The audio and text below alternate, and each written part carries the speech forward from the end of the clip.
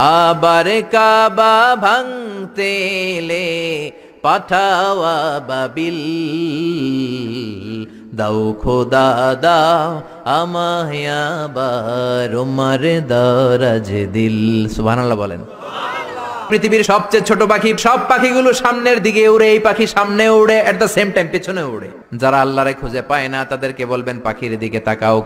আওয়ালাম ইয়ারাউ ইলাত তায়রি ফাওকাহুম সাফাতিন ওয়া ইয়াকবিদ মা ইউমসিকুহুন্না ইল্লার রহমান ইন্নাহু বিকুল্লি শাইইন বাসীর। নাস্তিকগুলো কি আমার পাখিগুলোর দিকে তাকায় না? সুবহানাল্লাহ।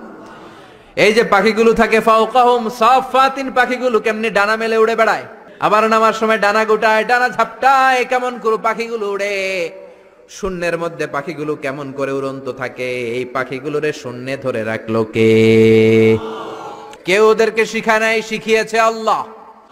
আল্লাহ বললেন পাখির দিকে তাকাও। আওয়ালাম ইয়ারাউ ইলাত তায়র, কারণ পাখির মধ্যে নিদর্শন আছে না নাই? পাখি নিয়ে গবেষণা করলে পাখির রব আল্লাহরে খুঁজে পাওয়া যাবে। এজন্য কোরআনের অনেক জায়গায় আল্লাহ পাখির কথা বললেন, ওয়া আরসালা আলাইহিম তায়রান আবাবিল। আবাবিল পাখি দিয়ে আল্লাহ আব্রাহারে শেষ করলেন। এরপর সাইয়েদনা সুলাইমান আলাইহিস সালামের একটা পাখি ছিল, নাম কি? হুদহুদ। ওইটার জুমিং পাওয়ার এত বেশি ছিল পাখিটার চোখে, সাইয়েদনা সুলাইমানের সিংহাসনও চড়তো, পাখিটাও চড়তো। আর কত নিচে সুমিষ্ট পানি আছে, এত উপর থেকে ওটা দেখে দেখে বলে দিতে পারতো